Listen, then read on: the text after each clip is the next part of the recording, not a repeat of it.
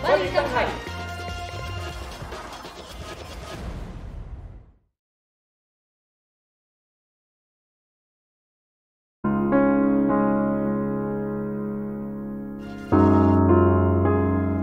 Tuloy-tuloy ang pagbabantay ng GMA Integrated News sa mga pinakasariwang balita ngayong Semana Santa. Ngayong Miyerkules Santo, nakatutok po tayo sa mga biyahe at malalaking balita mula sa iba't ibang bahagi ng bansa. Patuloy ang pagdagsa ng mga biyahero sa iba't ibang bus terminal tulad ng Parañaque Integrated Terminal Exchange. Namumuo na rin ang traffic sa ilang kalsada tulad ng North Luzon Expressway. Dumarami na rin ang mga biyahero sa Ninoy Aquino International Airport. Bumubuhos na rin ang mga pasahero sa Batangas Port. Tututukan din natin ang sitwasyon ng mga biyahero sa Cebu South Bus Terminal.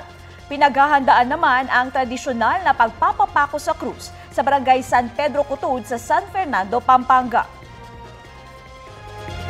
Unahin na natin ang sitwasyon sa ilang bus terminal sa Cubao, Quezon City. May ulat on the spot si June Veneracion. June? Rafi, Katrina, mamayang hapon pa talaga inaasahan yung buhos sa mga pasahero sa mga bus terminal dito sa EDSA Cubao. Pero ngayon pa lang ay marami-rami na rin ang mga nagpupuntahan dito. Maaari daw umabot ng 20,000 pasahero na pauwi ng Nueva Ecija at Bulacan ang magpupunta dito sa Baliwag Bus Terminal ngayong araw. Ngayon kasi inaasahang papalo talaga ang bilang ng mga pasahero. Kahapon nga ay umabot sa 8,000 pasahero ang nagpunta rito. Sa mga karaniwang panahon na sa 6 hanggang 7,000 lang ang daily average. Nakahanda raw na mag-operate ng 24 oras ang terminal. Ngayong araw, maihatid lang pauwi ng mga probinsya, mga pasahero para sa Semana Santa. Nakaposte sa mga bus terminal, ang mga pulis, MMDA, at iba pa mga tauhan ng gobyerno. Ito ay para matiyak ang kaligtasan ng mga pasahero at masigurong maayos ang daloy ng trapiko.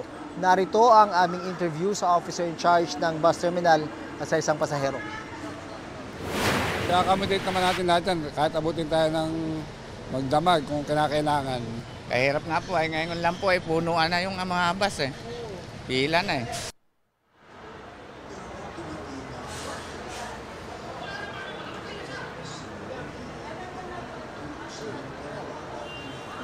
At bilang paghahanda na nga rin sa pagdami ng mga pasahero ay meron na raw special permit mula sa LTFRB para sa karagdagang 20 units ang bus company na ito.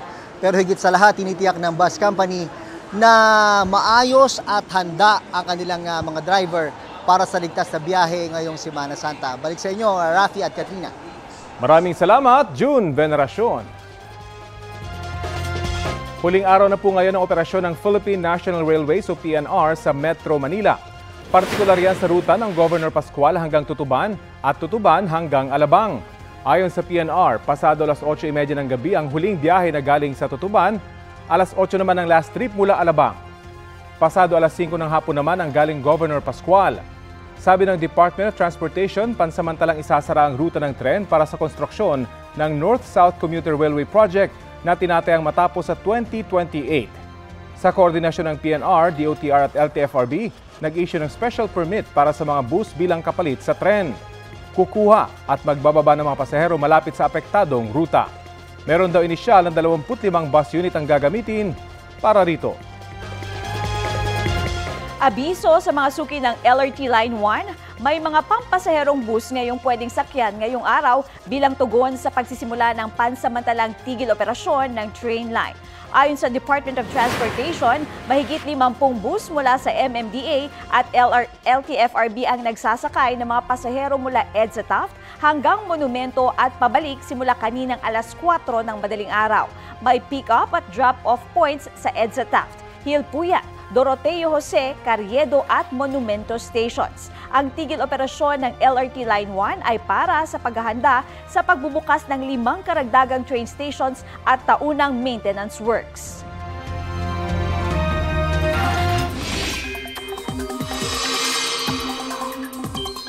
Mga kapuso, ingat po tayo, hindi lang sa biyahe ngayong Semana Santa long weekend, kundi pati sa epekto ng tag-init. Ayon sa Pag-asa, posibleng umabot sa 42 degrees Celsius ang damang init o heat index sa San Jose Occidental, Mindoro, Masbate City, Pili, Camarines Sur, pati sa Rojas City at Mambusaw sa Capiz, Iloilo City at Cotabato City.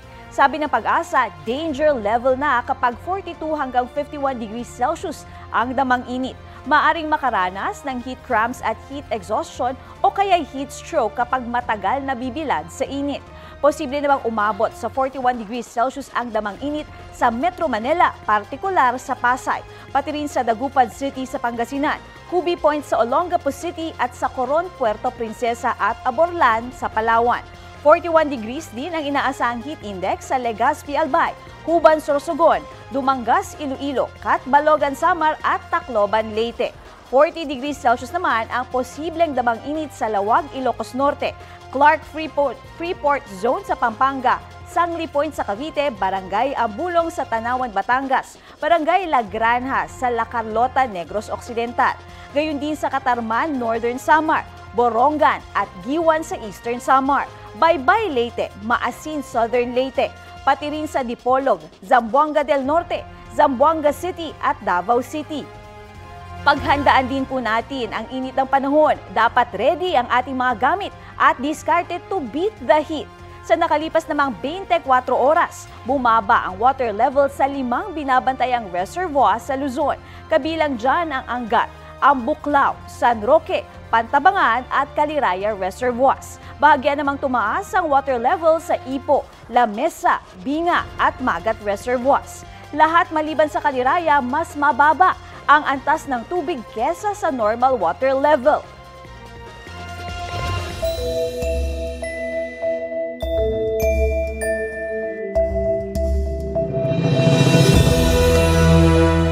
Tatagal daw hanggang Agosto ang epekto ng El Nino sa bansa ayon sa Pag-asa.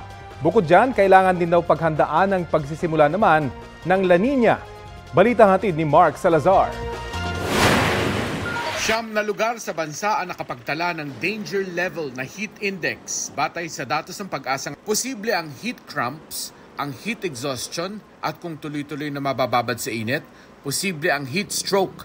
Kabilang sa nagtala ng danger level heat index ang NAIA sa Pasay. Pag ganitong mga panahon kasi bukod sa mataas ang temperatura, mataas din ang moisture content ng ating hangin, no? So, yung posibleng heat index ng 37.8 ay posibleng umabot na around 40, 41 hanggang 42 yung actual na mararamdaman natin. Sobrang init. Grabe. Oo. Mataas ang alta pressure ko. Maraming nauuwaw eh. Mainit to ang panahon ngayon eh.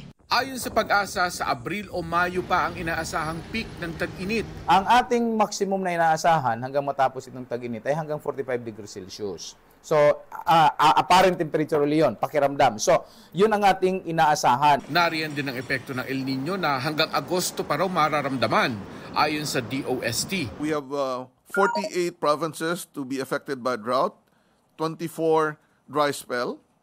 But by May, it will be 54 provinces to be affected by drought and 10 dry spells. But the drought-affected provinces will continue to persist based on DOST Pag-asa's outlook, 25 by June, 23 by July, and 10 by August.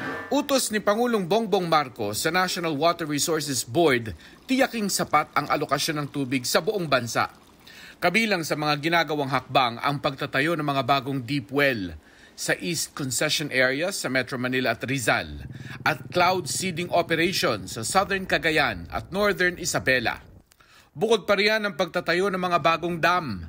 Ayon sa National Irrigation Administration, 10 medium dam o yung may storage capacity na 3 to 60 million cubic meters ang inaasahang matatapos ngayong 2024 o sa susunod na taon. 4 na high dam naman o yung may kapasidad na mahigit 60 million cubic meters ang inaasahang matatapos sa 2028. At ito rin po ang gusto ng ating Pangulo is yung mag-shift tayo from flood control to water management. Tumataas naman sa 62% ang posibilidad na magkaroon ng La Nina sa Hunyo. Historically, pre-developing La Nina is characterized by below normal rainfall. Therefore, the possibility of a slight delay of the onset of rainy season is likely, and its effect will combine with the effects of the ongoing El Nino. During the last quarter of this year, possible po na medyo marami tayong bagyo, and usually malapit po yung development ng mga bagyo. By this year, mga around 13 to 16 na bagyo po ang possible po this year. Mark Salazar, nagbabalita para sa GMA Integrated News. Kumustahin po natin ang sitwasyon sa Ninoy Aquino International Airport ngayong Miyerkules Santo. May ulat on the spot si Ian Cruz. Ian? Yes, Rafi, in-inspection nga ni Transportation Secretary Jaime Bautista yung dalawang terminals dito sa NAIA ngayong Miyerkules Santo.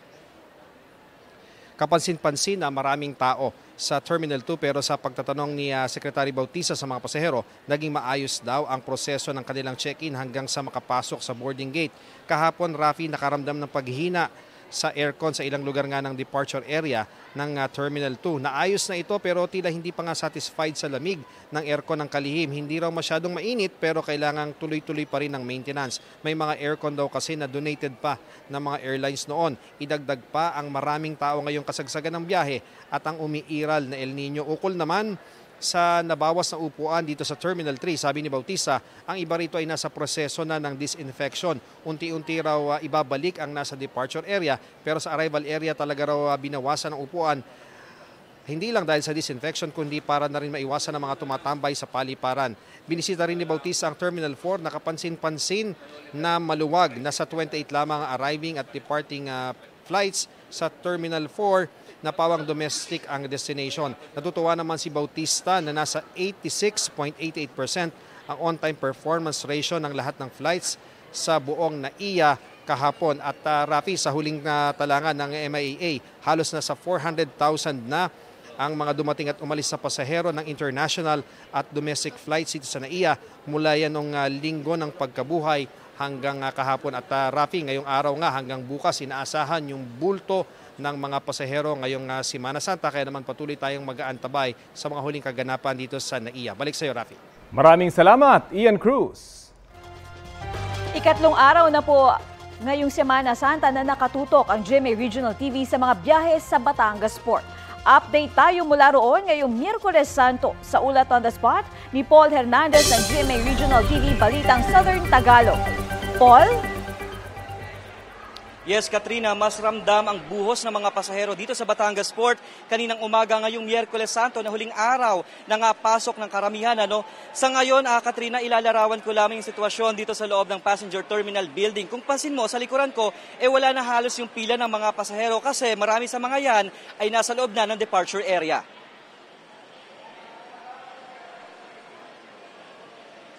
Tulad ng inaasahan ngayong Miyerkules Santo, ang peak ng mga pasahero rito sa itinuturing na isa sa mga pinakaabalang pantalan sa bansa tuwing may long holiday break.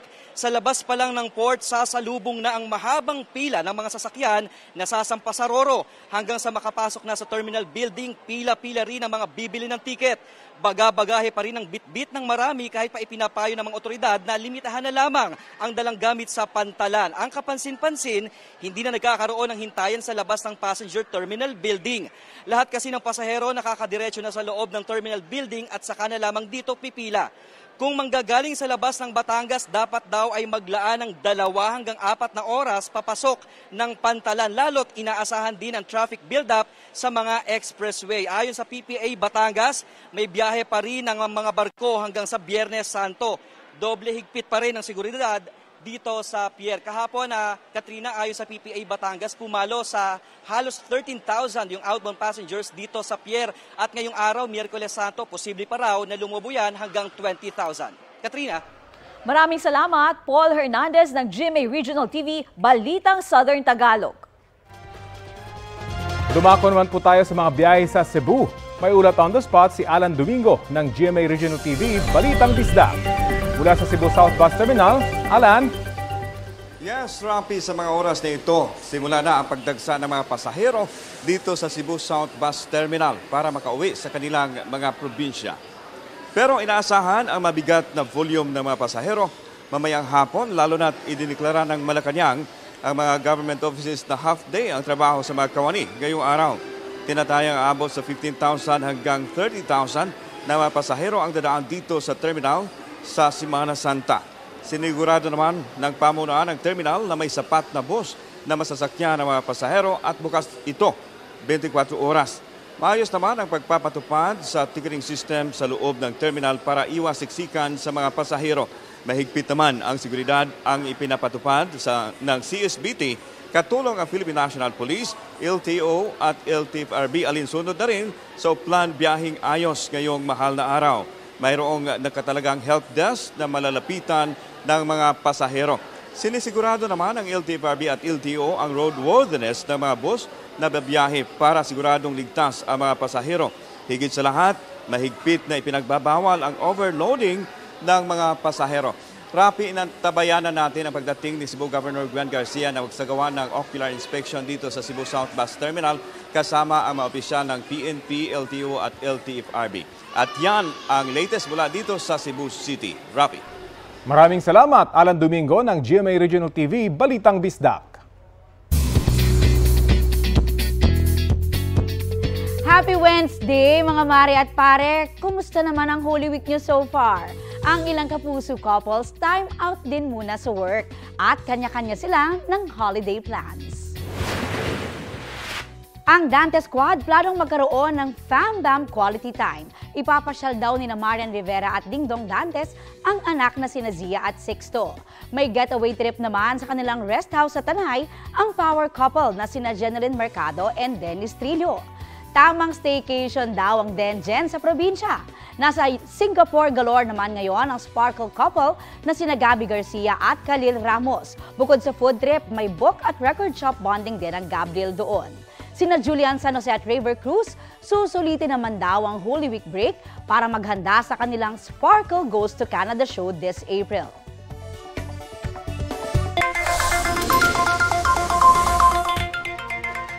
Abiso po sa mga nagbabalak kumain ng seafood ngayong Semana Santa. May red tide pa rin sa ilang bahagi ng bansa. Ayon sa Bureau of Fisheries and Aquatic Resources, as of March 26, positibo sa red tide ang mga shellfish at alamang na galing sa coastal waters ng Milagros, Masbate, Dawis at Tagbilaran sa Bohol at San Benito sa Surigao del Norte. Kontaminado rin ang Dumangkilas Bay sa Zamboanga del Sur, San Pedro Bay sa Samar at Matarinaw Bay sa Eastern Samar. Ligtas naman daw kainin ang ibang seafood tulad ng isda, hipon, pusit at alimango mula sa nabanggit na mga lugar. Basta tiyaking sariwa, nalinis ang laman loob, nahugasan at naluto iyon ng mabuti. Para naman sa mga balak bumili ng isda na karaniwang mas mabili kapag Semana Santa. Ito naman po ang presyo sa ilang pamilihan sa NCR base sa monitoring ng Department of Agriculture. 140 hanggang 250 pesos ang kada kilo ng bangus. Naglalaro naman sa 110 hanggang 160 pesos ang kada kilo ng presyo ng tilapia. 140 hanggang 300 pesos ang galunggong, habang 260 hanggang 380 pesos naman ang alumahan.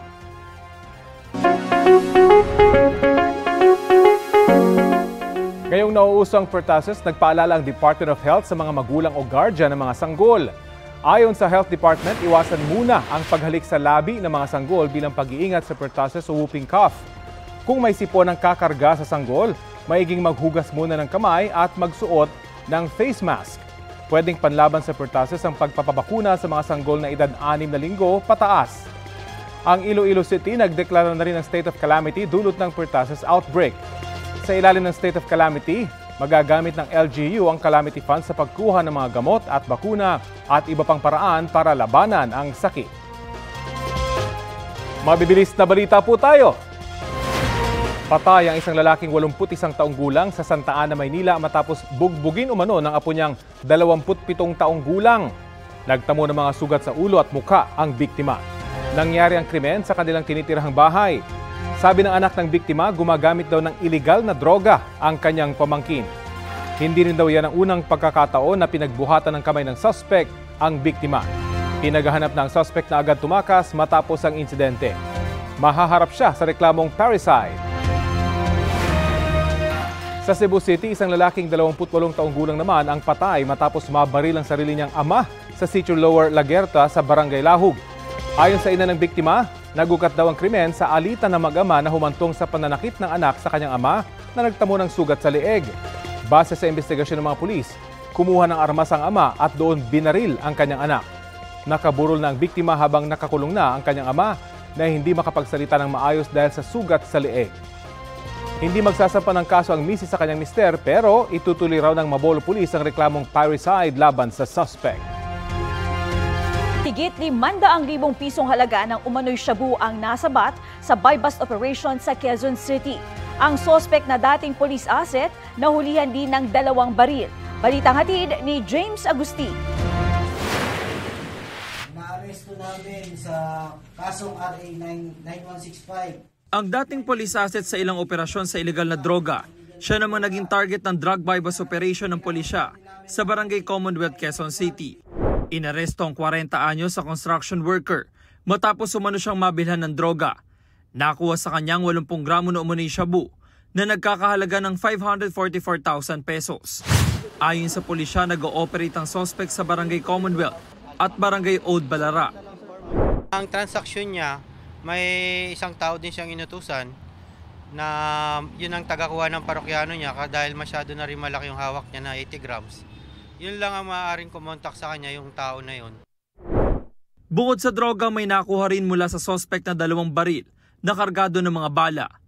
Yung 2 baril na yun is palit dun sa remittance o yung pera na nawala dun sa pinagbenta na droga ng mga tao niya. Kumbaga yun ang naging kabayaran, yung 2 baril na yun. Sinabit namin sa crime lab for ballistic at kung sino talaga ang true owner ng 2 baril. Taong 2018 ang makulong ang suspect dahil din sa kasong may kinalaman sa droga. Hindi po sa akin lahat po yun dahil sa papa po ng asawa ko yun. Pero may nakuha sa'yo droga?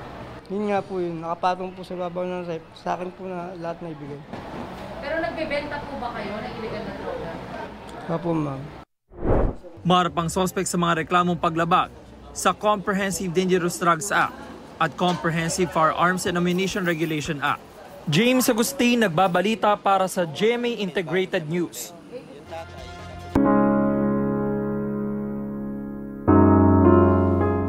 Bukod sa mga terminal sa Cubao, Quezon City, isa rin ang Parañaque Integrated Terminal Exchange o PITX sa mga binabantayan ng mga otoridad ngayong Semana Santa.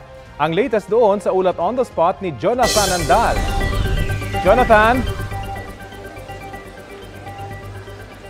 Rafi, marami na pero hindi pa dagsa ng mga pasahero dito sa PITX. Actually, yung mga bilihan nga ng ticket dito, lalo na yung pabikol, walang pila ng mga pasahero.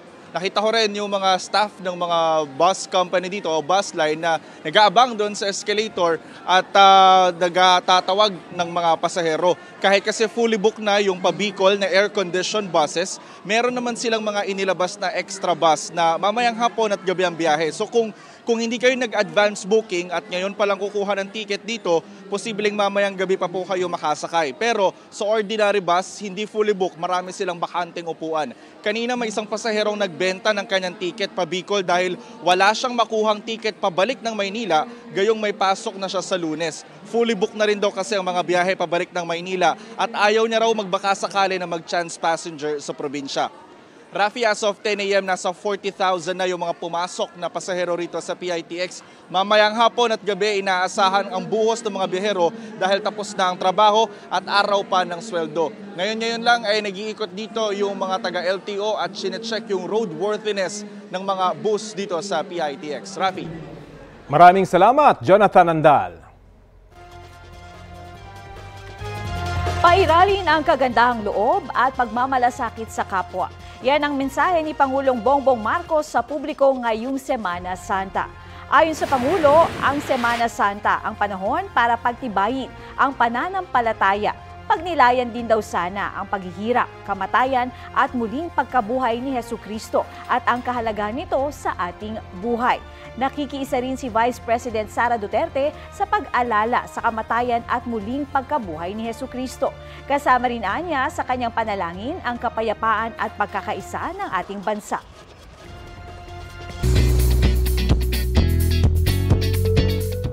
This 2024, sunod-sunod na projects ang dapat abangan kay Asia's multimedia star Alden Richards. Magbabalik Kapuso Prime si Alden sa biggest family drama ng taon na Pulang Araw. Bibida rin siya sa 3 local at international films. Kabilang dyan ang Out of Order na bukod sa bida, co-producer at director din si Alden. Kamakailan dumalo si Alden sa pagtitipon ng Philippine Film Producers na ni-relaunch as Entertainment Producers of the Philippines o EPOP. Present din sina GMA Network Senior Vice President and GMA Pictures President and CEO Attorney Annette Gozon Valdez at GMA Pictures Executive Vice President at GMA Public Affairs First Vice President Nessa Valdelion. Kabilang sa mga napag-usapan sa event ng EPOP ang mga isyong kinakaharap ngayon ng Philippine movie industry. I think nagkakaisa na ngayon lahat ng movie producers and we have to really join forces para mapabuti ang industriya ng pelikulang Pilipino. We have to admit that the local cinema is struggling. And if we don't do anything about it, it will cease to exist. Good news mula sa Department of Agriculture. Bird flu free na ang Sultan Kudarat. Ayon sa DA, mahigit 70 araw na ang nakalilipas mula nang matapos ang cleaning at disinfection operations sa probinsya. Wala na ring naitatalang kaso ng bird flu sa lugar. Dahil dyan, pinapayagan na ang pagpasok at paglabas ng manok, itik at iba pang poultry products sa probinsya. Inalis na rin ng DA ang import ban ng poultry products sa mga US states na Iowa at Minnesota. Batay sa ulat ng mga otoridad sa Amerika, wala na ring naitatalang kaso ng bird flu sa mga nasabing estado mula January 10. Bigo ang men's national football team ng Pilipinas kontra Iraq sa FIFA World Cup qualifiers. Pero may tsansa pa ang kupunan ng Pilipinas sa susunod nila mga laban kontra sa Vietnam at Indonesia. Ang mainit na balita hatid ni Nico Wahe.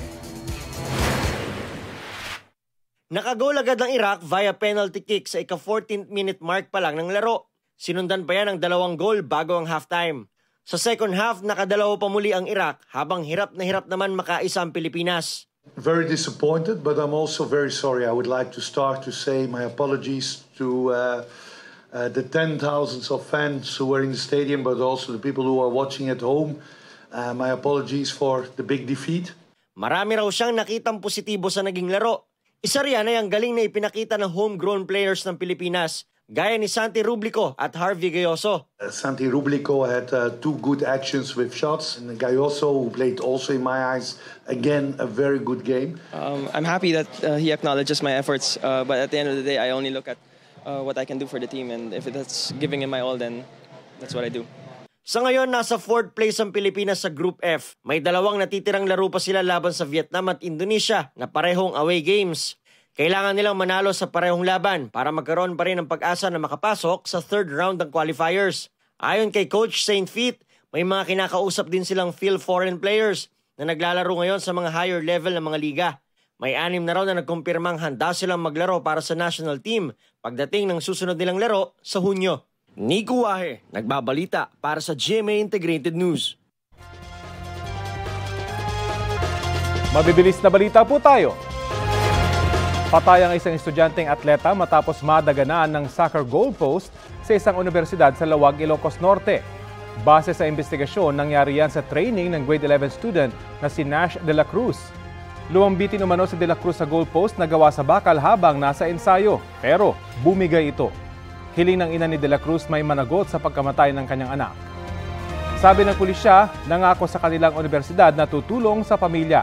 Nagpatawag ng pulong ang DepEd doon para sa mga manlalaro at coaches upang hindi na maulit ang insidente. Sinusubukan pang kunan ng pahayag ang universidad. Inirereklamo naman ng isang taekwondo coach matapos maospital ang isang babaeng varsity player dahil sa tindi ng bugbog na inabot sa kanilang sparring. Ipinag-spar daw kasi ng kanyang coach ang 17 taong gulang na taekwondo yellow belter sa isang lalaking teammate na black belter.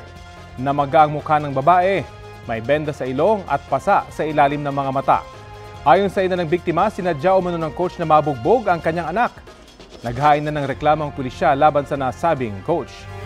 Sinuspindi muna ang training ng taekwondo team, pati na ang coach habang isinasagawa ang investigasyon.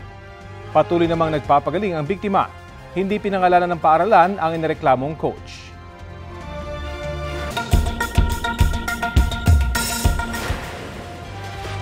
Tumama ang isang container ship sa Baltimore Bridge sa Maryland sa Amerika. 8 tawang nahulog mula sa tulay pati ang ilang sasakyan, sabi ng State Transportation Secretary. Nasa gitna ang 2 sa mga nahulog habang 6 na iba pa ang hinahanap pa rin. Pinaniniwalaan ng mga construction workers sila na nagtatrabaho sa tulay nang mangyari ang insidente. Bago yan, nai-report ng mga tauhan ng barko na nagkaroon sila ng power failure. Inaalam pa ang kanilang kalagayan. Inaalam din ng ating embahada sa Washington, D.C. kung may Pilipinong nadamay sa insidente.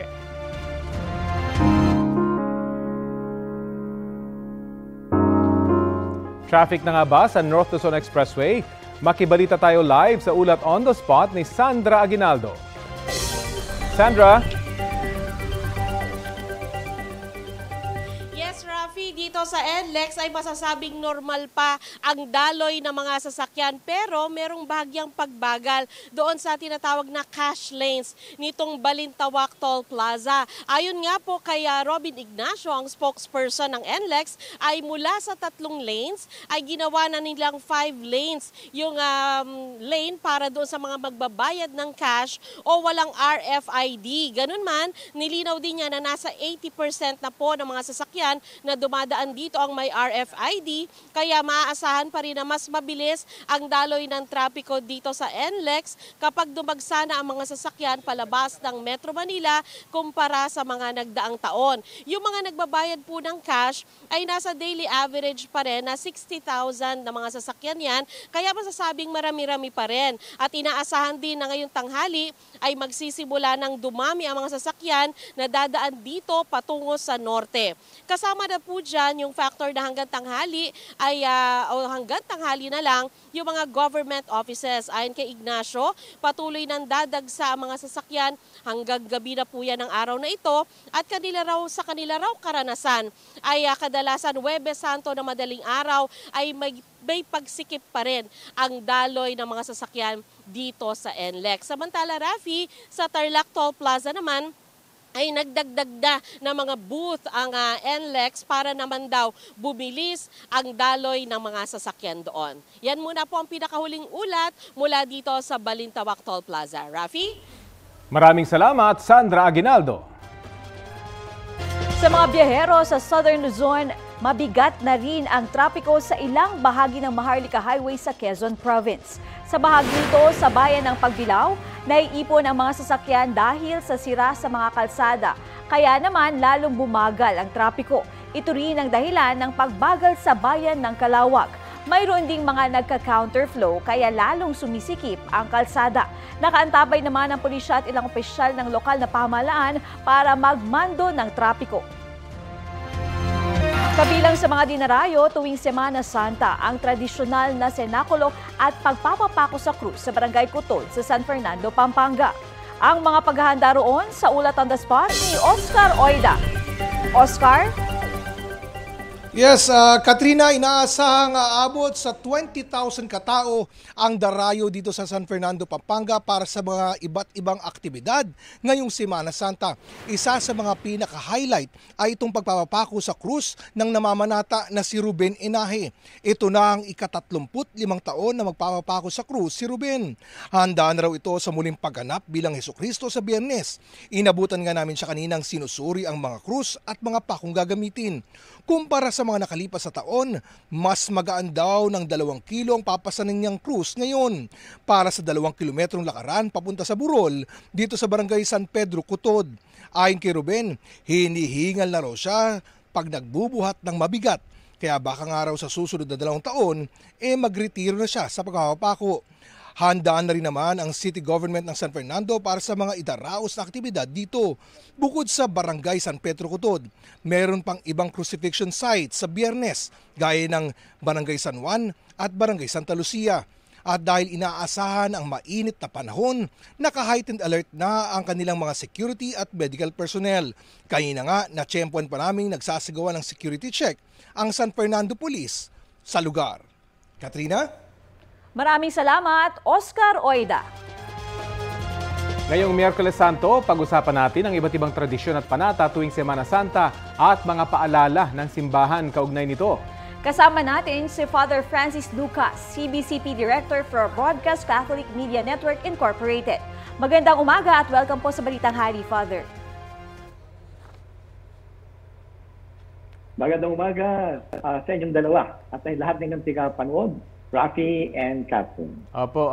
Father, ano po yung nakikita niyo mga pagbabago sa paggunita ng Semana Santa ng ating mga kababayan through the years? Ang pagbabago, ang hindi nababago ay yung sa prosesyon ng Biyernes Santo. At yun ding mga nagbibisita sa iglesia, ang dami pa rin. Ganun din yung mga ating mga ginagawang sa mga pagmimisa, lalo sa Easter. No? Pero ang mga pagbabago ay halimbawa kung sa pasyon, kung ano-ano na ang tonong lumalabas at pinipilit nilang i-modernize. Ganun din, mas marami na ang pupunta sa mga resort, nagbabakasyon, kesa nung araw na tahimik at tumataranta, tumaas magtaas ng boses. Ganyan din ang sa prosesyon ng Biyernes Santo. Ngayon bagamat mahaba yung prosesyon, marami nagmamarites habang nagmamarites sa prosesyon. Ilan lang yan sa mga pagbabago nakikita ko, at saka sa digital world din. May mga bisita iglesia na pwede mo nang gawin sa digital platform. At yung makinig sa misa, makinig sa mga seremonyas na ginagawa pag Holy Week.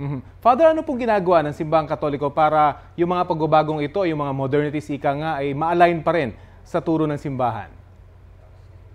Ang sinasabi lang ay halimbawa ngayon. No?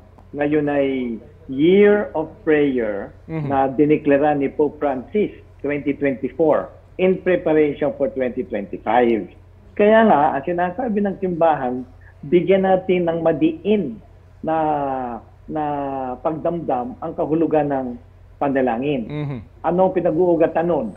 Na itong Holy Week na ito ay pagpapatunay na naman, ginugunita natin, ang malaking pagmamahal ng Diyos sa atin at gayon din ang kanyang pagpapatawad. Kaya nga nagdusa ang Panginoon. So, pagigihin natin ang pakipag-unay sa Panginoon sa pananahimik, pagtitika. Kung pwede nga, pag nagbibisita iglesia kayo, samahan niyo ng kumpisal. Tawagan niyo yung pare at usually may mga pare naman. Kung nagbabalik loob ka at nagtitika ka, babugoy mo buhay mo, hindi ka naman tumatakap ng sakramento, ay sayang naman yung oportunidad. No? Father, so, ganun din yung go ahead. Father, pakilinaw nga po, ano ba yung kaibahan ng pamamanata at yung pagpapinitensya at gaano kahalaga na ma-distinguish yung dalawa? Mahalaga yan. Yung panata mo ay kaya ka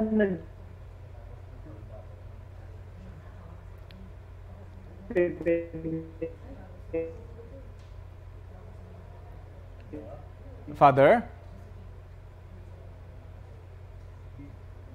Dahil sa isang panata. Okay. Yun ang mahirap nating tanggalan ng pahalaga.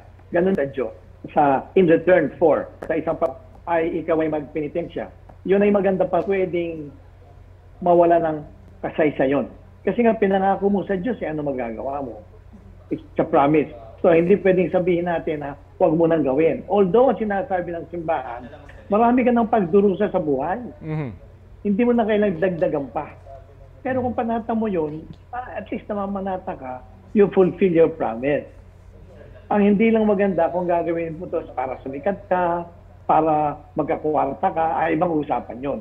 Kaya kung titingnan nyo, yung nakapenitensya, nakataklob ang mukha Tao yan, di ba? Nakataklob ang mukha niyan, ayaw siya magpakilala kasi hindi naman ito pakitang tao lang, kundi isang panata.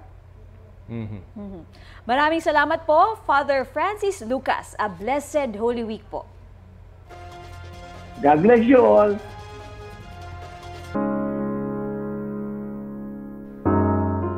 Dagsa ng mga turista sa isla ng Boracay na nagbabakasyon ngayong Semana Santa. Patok sa mga bakasyonista ang iba't ibang aktibidad sa isla tulad ng parasailing, pagsakay sa Crystal Kayak, sunbathing at picture taking. Dahil maraming tao, nag-iikot ang Municipal Incident Management Team para masiguro ang kalinisan at kaayusan sa lugar. Bukas din ngayong Semana Santa ang iba't ibang establishmento roon tulad ng mga bar. Regulated naman daw ang kanilang operasyon hanggang Biyernes. Paalala lang po, bawal manigarilyo at uminom ng alak sa beach area. Para naman sa mga pupunta pa lang, ipinagbabawal po sa pantalan ang pagdadala ng matatalim na bagay, baril pati ang lighter. Biyahing Baguio City naman tayo ngayong Miyerkules Santo. Kumustahin natin ang latest doon sa ulat on the spot ni Joanne Punsoy ng GMA Regional TV1 North Central Luzon. Joanne? Rafi, inaasahan nga ng Baguio City Police ang higit sa 100,000 mga bisita na aakyat dito sa Baguio City para sa Holy Week break. Kaya naman pinapayuhan din ng publiko na mag-ingat sa mga modus ng kawatan.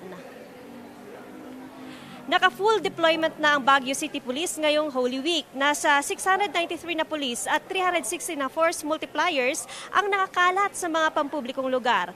Patuloy pa rin nagsisidatingan ang mga bakasyonista sa mga terminal sa lungsod.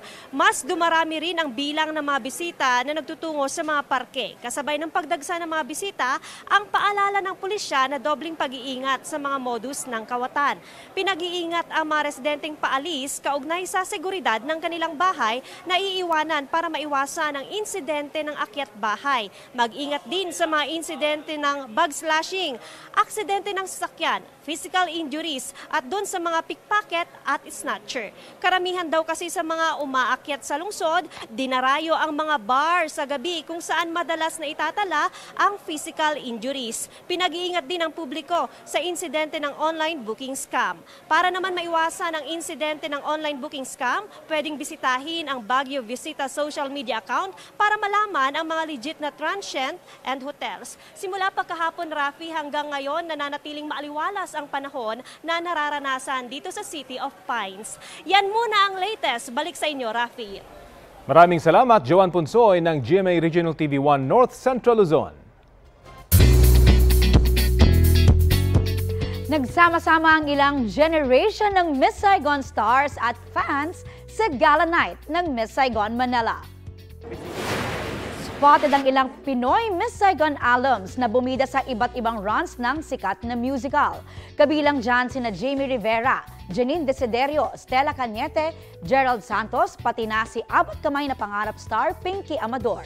Present din sa event si National Artist for Film and Broadcast Arts, Ricky Lee. Gayon din ang kapuso singers na sina Christian Bautista at Rita Daniela. Rumampa rin sa red carpet ang present cast ng Miss Saigon Manila na mapapanood hanggang May. Dahil doon, ang daming Filipino talents ang nakilala globally, nakaagaw ng pansin sa lahat. I'm very happy dahil syempre marami na namang makakaalam ng Miss Saigon. It's like bringing back so many memories for us from like 30 years or more ago. It's so nice to see my fellow alumnus. It's so wonderful. Way back Wednesday tayo. Bukod sa mga ganap sa simbahan, ano yung naaalala nyo sa Holy Week noong 90s? Ako walang pasok syempre, 'di ba? Pag Thursday, Friday. Ayun. Syempre manonood ako ng mga Ten Commandments, Jesus Christ Superstar. Wow, mga ganun inaabangan ko 'yun. Actually usong-uso ngayon, no? Paulit-ulit pero papanoorin mo pa rin. Oo, every year. Kaya nga, abay mukhang maraming makaka-relate sa tampok nating artist from Bulan, Sorsogon. Shout out sa mga batang 90s dyan. Sabi ng Pinoy artist na si Jason Glina, gamit ang lumang karton, ilang mini-figures at sangkaterbang nostalgia, nakalikha siya ng makalumang diorama. Ang inspirasyon, ang kanyang old but gold memories bilang bata. Sa na-capture na eksena, para kang napa-time travel sa panahong tutok ang mga bata sa telebisyon. Kuwang-kuha, pati yung mga nakikisilip sa bintana, mapanood lang ang inaabangang palabas na Dragon Ball. Animoy, dedicated din ng diorama sa kamakailang pumanaw na Dragon Ball creator na si Akira Toriyama.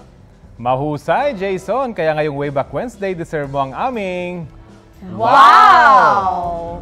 Uy, favorite ko ang Dragon Ball. Talaga? Tsaka totoo yun yung mga nakikinood na kapitbahay. Sa isama bintana. doon. Oo, tapos pag nagsara na yung O naman, aling aling mami. Kuminsan napagbibigyan at binubuksan ulit yung bintana, di ba? At saka yung iba naman, pasok na kayo. Naalala ko nung bata ako, maraming nakikinood na kapitbahay namin. Yun ang ginagawa ng daddy ko. Kapag kami boxing match, lahat welcome na sa bahay.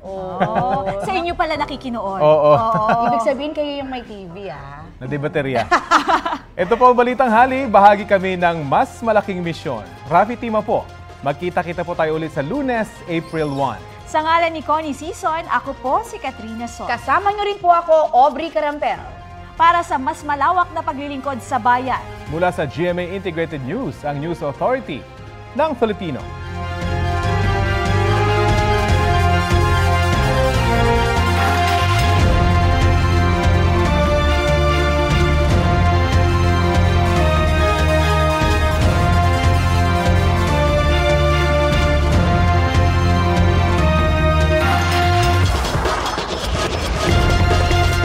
Kapuso, alamin ang maiinit na balita. Bisitahin at mag-subscribe sa GMA Integrated News sa YouTube.